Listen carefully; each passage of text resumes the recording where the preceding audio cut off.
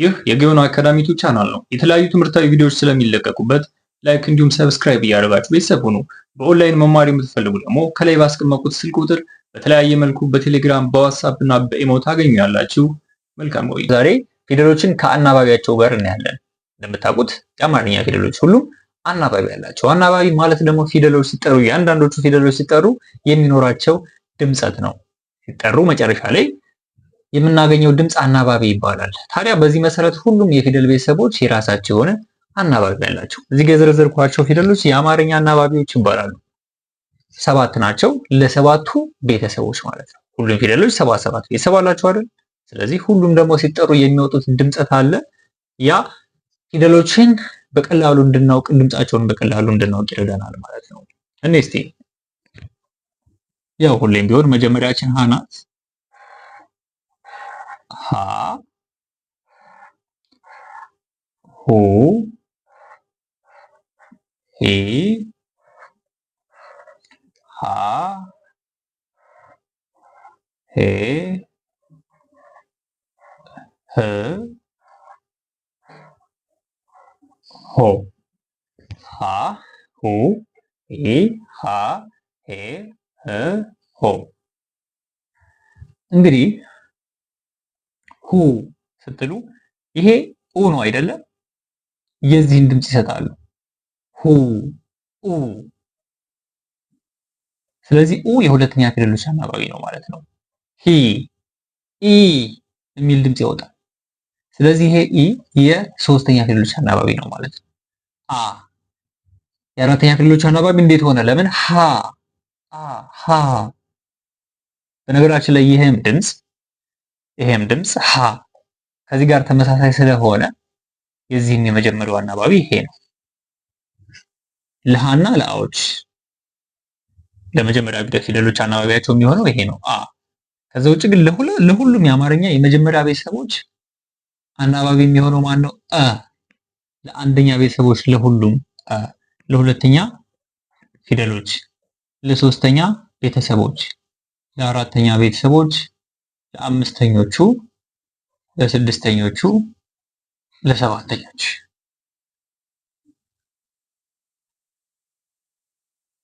ስለዚህ ሁ ስንል ይሄን ድምጽ ሰጠናል። ሂ ስንልም እንደዛው፣ ሃ ስንል ይሄን፣ ሄ ስንል ኤ ሄ። መጨረሻ ላይ ድምፁ ርፍ ሲል ይሄን ድምጽ እናገኛለን። ህ ስንልም እንደዛው፣ ሆ ስንልም እንደዛው። የበለጠ ለማየት ደግሞ እንጨምር ፊደሎች። ሉ ሊ ላ ሌ ል ሎ ለ ሉ ሊ ላ ሌ ል ሎ።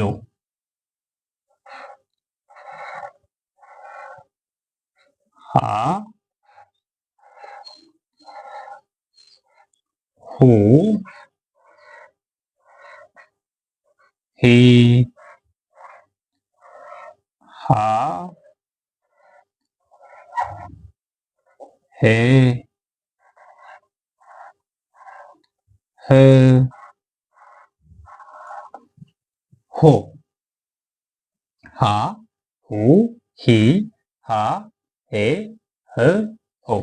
በፊደልም ሞክሽ አለ። ይሄኛውም ሃ ነው፣ ይሄኛውም ሃ ነው። ለመለየት ይመች ዘንድ ግን ይሄ ሀሌታ ሀ ይባላል፣ ይሄ ሐመር ውሃ። ከዛ ውጪ ከአጻጽፍ ውጪ ለተመሳሳይ ጥቅም ይውላሉ፣ አንድ አይነት ናቸው።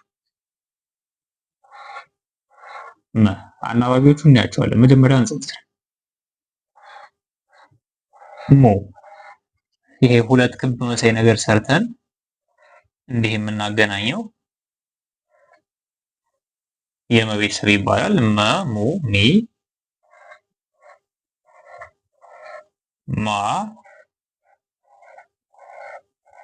ሜ ም ሞ መ ሙ ሚ ማ ሜ ም ሞ።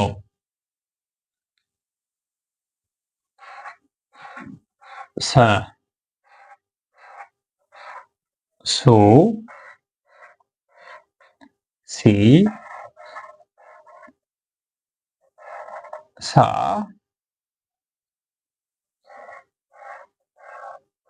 ሴ ስ ሶ ስ ሶ። ይሄም ሞክሽ አለው። አብረን ነው ተከታታይ ባይሆኑም በአቀማመጥ ደረጃ በፊደል ገበታ ላይ ግን ለማየት እንዲመቸን የዚህ ሞክሸው ነው። ሰ እሳቱ ሰ ይባላል። ይሄኛው ንጉሱ ሰ ለአጠራር እንዲመች ነው። አንድ አይነት ናቸው። ለመለየት እንዲመች ይሄ ንጉሱ ሰ፣ ይሄ እሳቱ ሰ። ሱ ሲ ሳ ሴ ስ ሶ።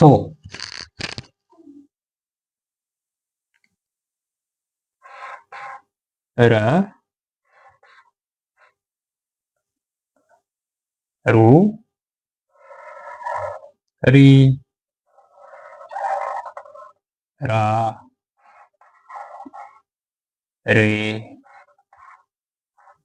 ር ሮ። እንግዲህ እነዚህን ፊደሎች ከነቤተሰቦቻቸው ዘርዝሬያለሁ። እዚህ ጋር ደግሞ እንደምታዩት ምናቸው አሉ? አናባቢዎች አሉ። ሁሉም ቤተሰቦች ደግሞ ስንት ስንት ቤተሰብ አላቸው? 7 ቤተሰብ።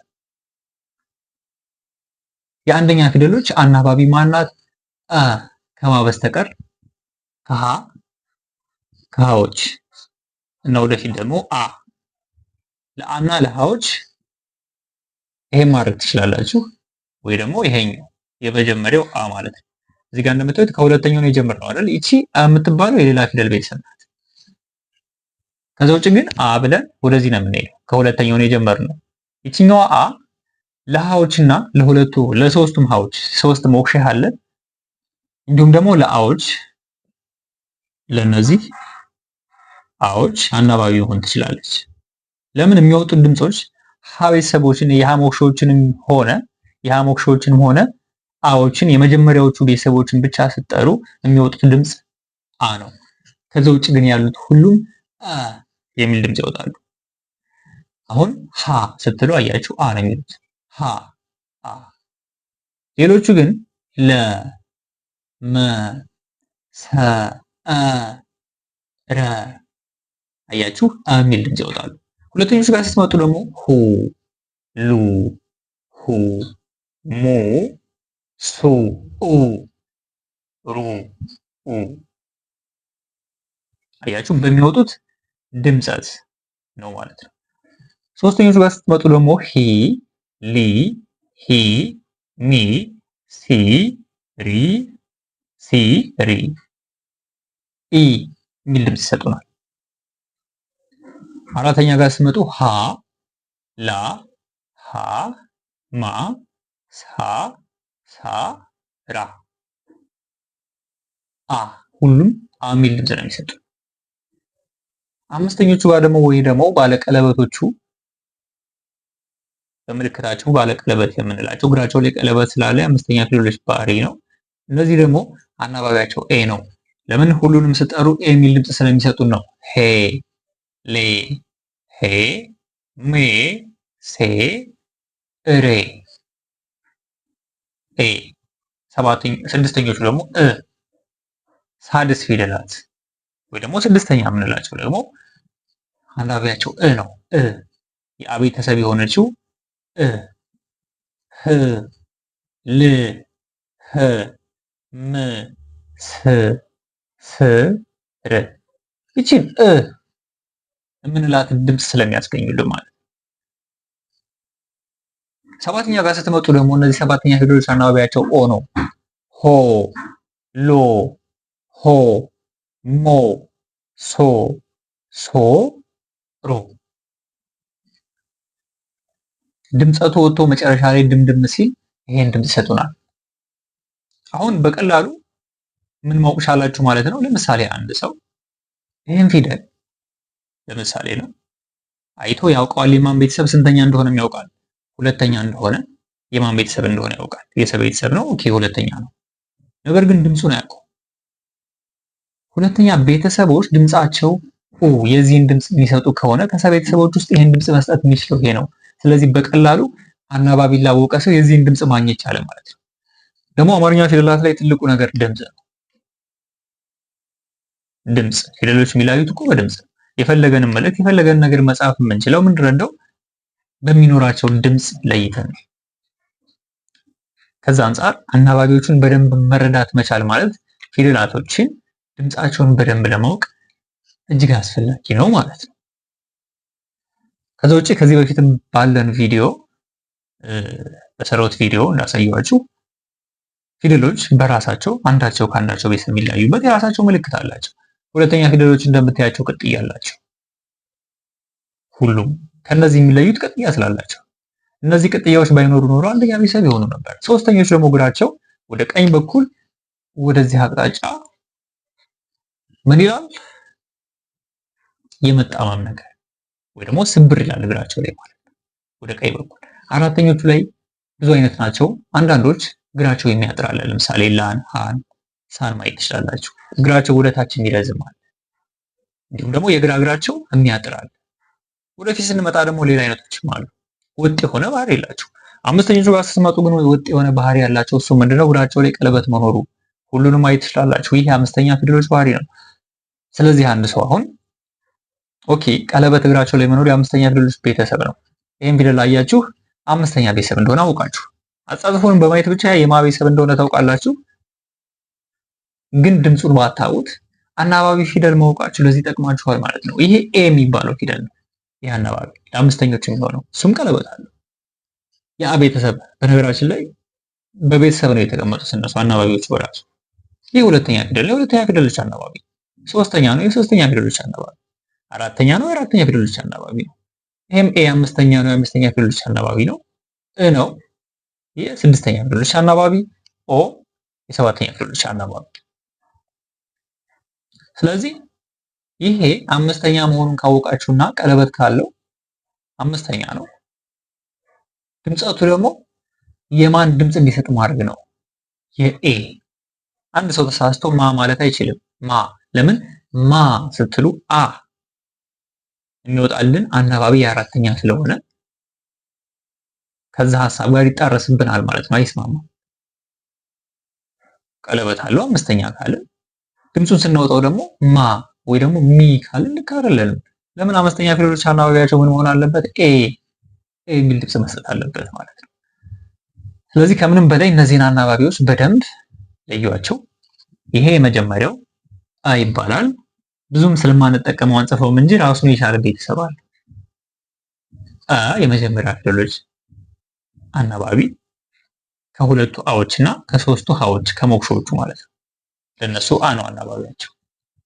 ለሁለተኛ ፊደሎች አናባቢ ኦ፣ ለሶስተኛ ኤ፣ ለአራት አ፣ ለአምስት ኤ፣ ለስድስት እ፣ ለሰባተኛ ኦ። በቀጣይ የምናገኘው ቀን ነው። ቀ አያችሁ፣ ቀ ድምፁ አ። ቁ ቁ ስል ደግሞ ኡ። ቂ ኢ። ቃ አ። ቄ ኤ ቄ። ቅ እ።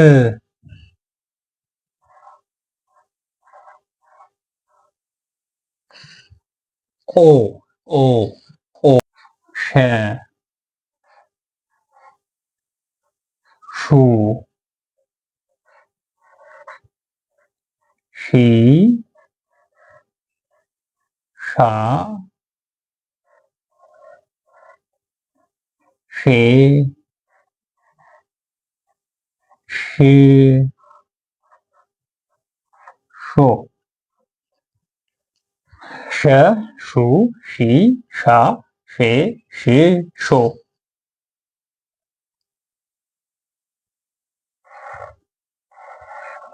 በ ቡ ቢ ባ ቤ ብ ቦ በ ቡ ቢ ባ ቤ ብ ቦ። ቀጣይ በን የሚመስል ግን ከላይ መስመር ነገር ቨ ብዙም ስለማንጠቀመው ነው። በነገራችን ላይ ዋና ዋናዎቹ ናቸው 33 እንጂ ከዛም በላይ ይሆናሉ። የአማርኛ ፊደሎች በአጠቃላይ 33 ናቸው ዋና ዋናዎቹ። ግን በውስጡ ብዛም ጥቅም ላይ የማይውሉ ስላሉ እነሱ ስለተተው ነው። አሁን ቨ ከነዛ ውስጥ አንዱ ነው። vu ቪ ቫ ቬ በቃ ሙሉ የበን ቤተሰብ ሆኖ ግን ከላይ ይህች መስመር ብቻ መሆኗ ነው ቭ። ድምጸቱም ትንሽ መቀየር ነው። በን ቨ vu ቪ ቫ ቬ ቭ ቮ ተ ቱ ቲ ታ ቴ ት ቶ ተ ቱ ቲ ታ ቴ ት ቶ ቸ ቹ ቺ ቻ ቼ ቺ ቾ። ያኛው ደግሞ ከታ የሚለየው ምንድነው? ከላይ ይቺ መስመር ስላለች እነዚህችን ብናጠፋት ከላይ ያለውን አግድሙን ብናነሳው ቀጥታ ወደ ተቤተሰብ ነው የሚቀየረው። እንዲህ የሚመሳሰሉ ፊደሎች አሉ።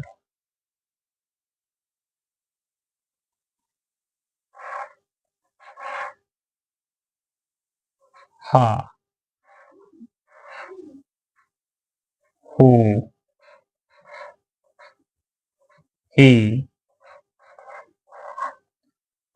ሃ ሄ ህ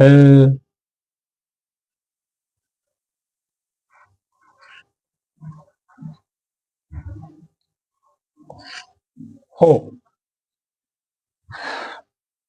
ቅድም ያየነው ሁለት ውሃዎች አሉ። እነዚህ ይሄና ይሄ።